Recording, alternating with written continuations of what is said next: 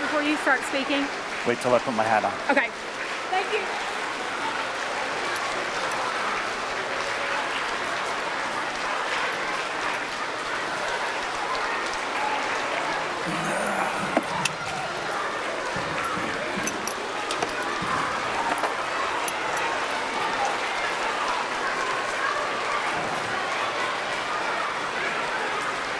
See, now you're gonna ruin it.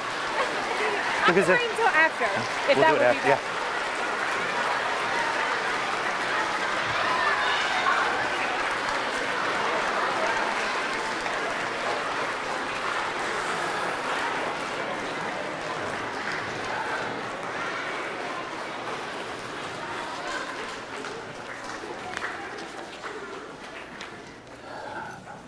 Let's give one more round of applause to Bob.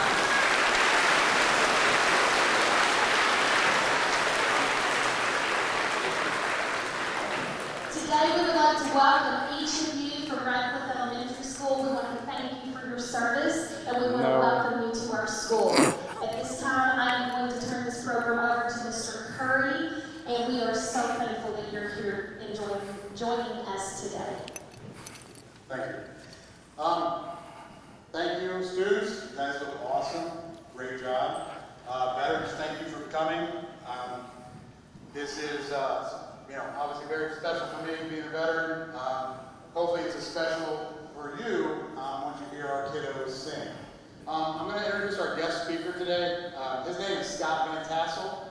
I've known him for many years through the VFW Hall, and he's born in New York. We go back all the time at each other and stuff like that. So he joined the United States Army in 1990. He served in Korea, 3 tours in Bosnia, while assigned to the 1st 10th Special Forces Group in Stuttgart, Germany, and he was part of the 82nd Airborne Division. He did get out of the military in May of 2000, became a VFW member in 93, and a Cootie in 2007. So, without further ado, Scott Van Tassel, here you go. Thank you, sir. Cameraman, do I have to use this? No? Can you all hear me? Yeah. All right. I'm going to come out here with you guys, okay? I'm from New York. You guys means everybody. Everyone that's over here, I want you to be as loud as you possibly can and give them a round of applause, scream, yell, stomp.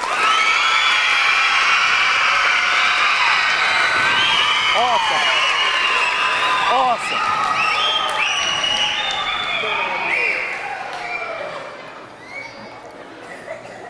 My name's Scott Van Tassel. I was not the greatest kid. I was not the best kid. I was not the worst kid, but I was one of those kids that didn't know what they wanted to do. So I decided to join the Army. A buddy of mine dared me and I did it. So I took the dare and I joined the Army and I left New York. I was stationed in Korea on the DMZ. I got stationed here at Fort Knox. I've been to Germany, Bosnia. I've been to more countries than I know how to count. Very few people put their name on that line. These ladies and gentlemen here have done that. They have my undivided attention. These people rock. I'm going to point one person out right now. Will you please stand up? This young man, what's your name? Private Hogman. Private Hogman just graduated boot camp. Give him a round of applause.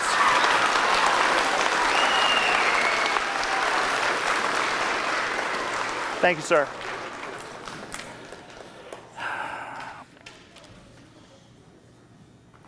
The military, I belong to the VFW, the Veterans of Foreign Wars. I also belong to the Disabled American Veterans. You've probably seen commercials on TV. I'm also a member of the Military Order of the Cootie. The VFW, the DAV, all those other groups, that's for people like this that can sit and talk to the people like us. We have someone to talk to. That's why you see all these people walking around wearing the hats that says, I'm airborne, I'm Cav, I'm Marine, I'm Navy. They're proud of their service, and we're proud of them for it. So, since 1923, the first year part of the VFW, the Military Order of the Cootie was devised. After World War II, a lot of the veterans realized that no one was going to see them in the hospitals. So what they do, they got together and they said, hey man, will you go with me? Will you go with me? Let's go to the hospitals and visit the veterans who don't have families, who can't get out. They're stuck at home.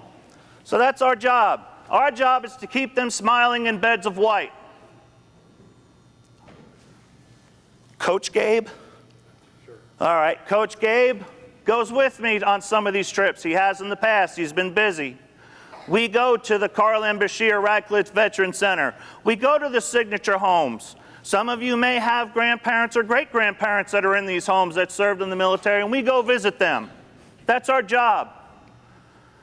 Veterans taking care of veterans. So when you see one of these people wearing the hat, we got our Cav guy with his hat on. He's proud of that. We have men and women in here, they're all proud of their branch of service, and we love when you say thank you for your service. We may not react very well because we kind of feel awkward. Because we didn't do it to be thanked. We did it because we wanted to. So when you say thank you for your service, they truly appreciate it. So on Veterans Day is to thank those veterans who signed that line. Memorial Day is to remember those who never made it home.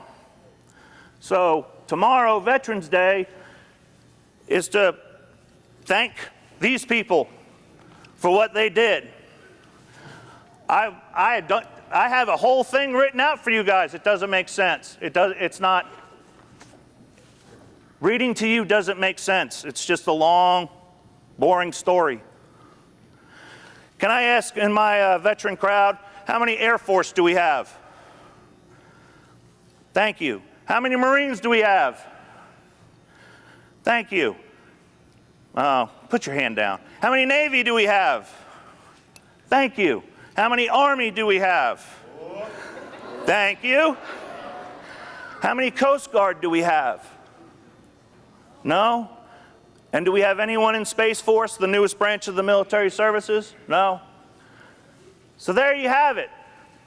Who's singing for the Navy? Raise your hand, come on. There you go. Who's singing for the Air Force? Who's singing for the Marines? Who's singing for Army? All right. Do we have Coast Guard singing? All right, thank you.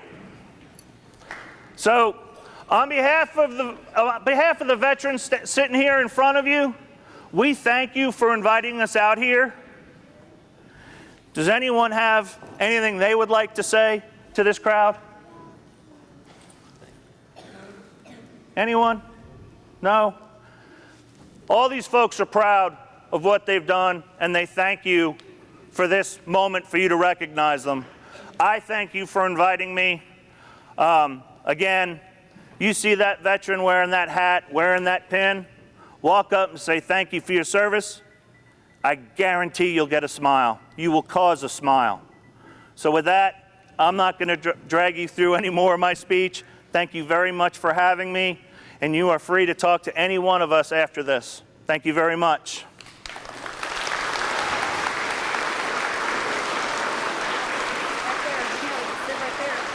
can't sit, I won't be able to get back up. Oh, bless your heart.